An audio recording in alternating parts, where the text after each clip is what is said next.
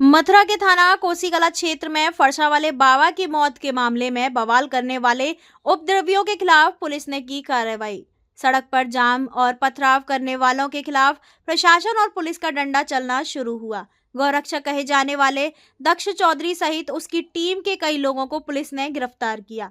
Police ने बवाल करने वाले 23 नामजद और 250 से 300 अज्ञात लोगों पर मुकदमा दर्ज किया। मुकदमे में कई संगीन धाराएं लगाई। पुलिस ने पथराव करने वाले 13 लोगों को गिरफ्तार किया। सीसीटीवी कैमरे से अन्य लोगों की पहचान की जा रही है, जिन्हें जल्द ही गिरफ्तार किया जाएगा। दक्ष चौधरी और उसके साथियों को पुलिस ने गिरफ्तार किया। दक्ष चौधरी ने अपने साथियों के साथ मिलकर हंगामा काटा। वहीं जिलाधिकारी चंद्र प्रकाश सिंह इस मामले में सख्त दिखाई दे रहे हैं। उनका कहना है कि सभी दोषियों पर कड़ी कार्रवाई की जाएगी। मथुरा से ललित उपाध्याय, समाचार 24। कल रात्रि थाना कोसी क्षेत्र में एक एक्सीडेंट की घटना हुई, जिसमें फरसा बाबा की दुर्भाग्यपूर्ण मृत्यु हो गई थी। इस संबंध में उनके साथी द्वारा दिए गए तहरीर पर एक्सीडेंट का मुकदमा पंजीकृत किया गया तथा विधिक कार्रवाई इसमें की जा रही है। जिस ट्रक से एक्सीडेंट हुआ था उसका चालक भी घायल हुआ था और उसकी भी इलाज के दौरान मृत्यु हो गई है। इस संबंध में अग्रिम विधिक कार्रवाई सुनिश्चित की जा रही है। इस घटना को लेकर के कुछ अराजक व बाहरी तत्वों द्वारा अफवाह फैलाया गया, जिसके उपरांत थाना छाता क्षेत्र में NH जाम किया गया तथा कुछ उपद्रवियों द्वारा पथराव किया गया, जिसके उपरांत वहां पर कठोर धाराओं में मुकदमा पंजीकृत किया गया है तथा 13 लोगों की गिरफ्तारी सुनिश्चित की गई है। शेष सभी उपद्रवियों को सीसीटीवी के आधार पर चिन्हित किया जा रहा है तथा शीघ्र ही उन्हें भी गिरफ्तार किया जाएगा। इस घटना के उपरांत एक दक्ष चौधरी नाम का व्यक्ति जो कि मथुरा के बाहर का रहने वाला है, वह यहाँ पर आया और उसके द्वारा यहाँ अफवाह फैलाने के, भ्रामक तथ्य फैलाने का प्रयास किया गया तथा सरकारी कार्य में बाधा डाला गया, जिसके फलस्वरूप उसके विरुद्ध मुकदमा पंजीकृत करते हुए उसे तथा उसके 3 साथियों को गिरफ्तार कर लिया गया है। यह अपील की जाती है कि सोशल मीडिया पर कोई भी पोस्ट बिना तथ्यों को वेरीफाई किए हुए ना डालें। साथ ही साथ सुरक्षा व्यवस्था के दृष्टिगत उस क्षेत्र में सेक्टर स्कीम लागू कर दी गई है, जिसमें कि पुलिस व मजिस्ट्रेट्स निरंतर भ्रमणशील हैं।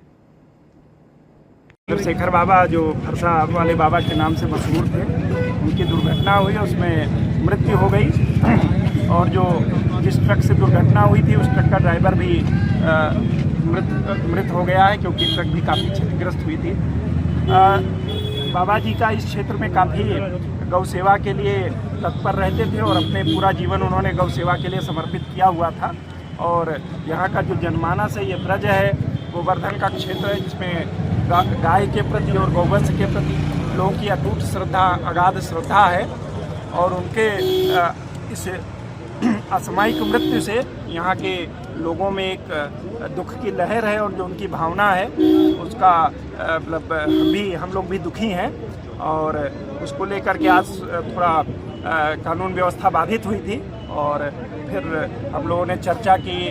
पुलिस ने, प्रशासन ने, यहाँ के जो लोकल जनमानस है उसने बहुत ही धैर्य का परिचय दिया और आपस में बातचीत करके अब जो बाबा जी का क्रिमेशन है वो किया जा रहा है। कुछ बाबा जी के आश्रम की तरफ से बहुत जायज़ मांग है, जैसे एक बाबा जी गौशाला चलाते थे, जो प्राइवेट गौशाला है। अब बाबा जी के ना रहने पर उस गौवंशों का क्या होगा।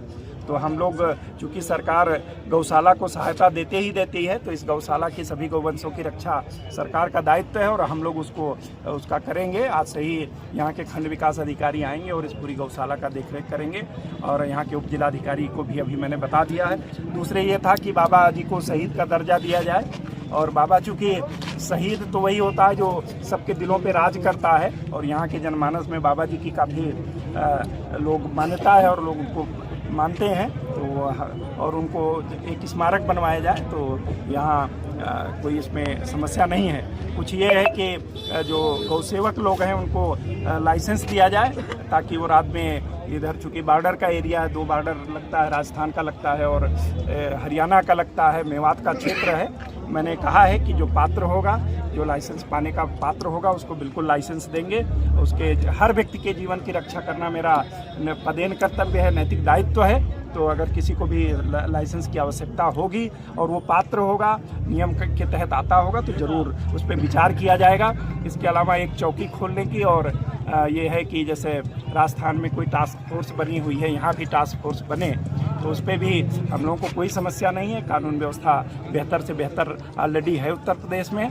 मैं बस लोगों से यही अनुरोध करूंगा कि भावनाओं में ना बहें। जैसे लोगों ने अफवाह उड़ाई कि बाबा जी की हत्या कर दी गई है, जो पूरी तरीके से असत्य है, नितांत गलत है। बाबा जी की जो मृत्यु हुई है दुर्घटना में हुई है। फिर भी कोई और पहलू होगा तो उसकी भी हम लोग जांच कराएंगे। जिस कंटेनर को चेक कर रहे थे उसमें साबुन, फिनाइल और ये आपका जो रोज़मर्रा का सामान होता है परचून का, वो मिला। और जो ट्रक था वो जो राजस्थान का नंबर का था उसमें भी तार भरा हुआ था। ये कंटेनर नागालैंड के नंबर का था। और जिस तरीके से लोगों ने अफवाह फैलाने का प्रयास किया, और यहाँ भी अन्य राज्यों के लोग आए थे जो सवेरे उत्पात किए हैं और अभी भी उत्पात करने का प्रयास कर रहे हैं, नियम संगत तरीके से कार्रवाई होगी। कोई निर्दोष निश्चिंत रहे, उसके विरुद्ध अगर वो निर्दोष है उसके विरुद्ध कोई कार्रवाई नहीं होगी, लेकिन किसी दोषी को हम छोड़ेंगे भी नहीं। सर, ड्राइवर जो मरा है वो कौन है और कहाँ है? इतना जानकारी नहीं है। वो गंभीर घायल थे, उनको आगरा रिफ़र किया गया था। अभी हम लोग उनकी पूरा डिटेल पता करके बाद में पता। कुल कितने लोग हिरासत में लिए हैं अभी तक? देखिए, जो ये भी हमको एग्जैक्ट संख्या नहीं है, पर लगभग 10 के आसपास लोग अभी हिरासत में लिए गए हैं। चूँकि लोग पथराव कर रहे थे तो जाहिर सी बात है शांति व्यवस्था बनाने के लिए कार्रवाई की जाती है और कार्रवाई की गई है। शांति व्यवस्था से किसी को खिलवाड़ नहीं करने देंगे। हादसा है ये? प्रथम दृष्टया पूरी तरीके से यह दुर्घटना है, क्योंकि आज पता नहीं कैसे कई दिनों बाद इतना सवेरे कोहरा गिर रहा था। आप लोगों ने भी देखा होगा कि विजिबिलिटी पूरी तरीके से जीरो थी।